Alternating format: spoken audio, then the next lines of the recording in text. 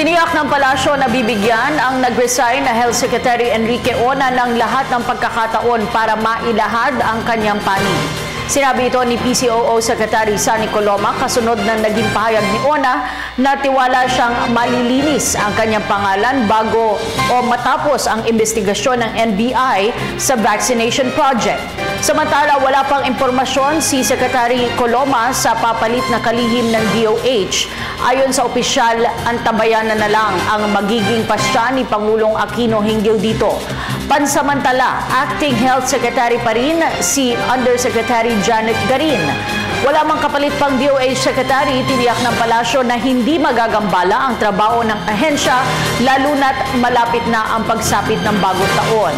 Ayon kay Coloma, muling inilunsad ang Iwas Paputok campaign para matiyak ang kaligtasan sa pagsalubong sa bagong taon.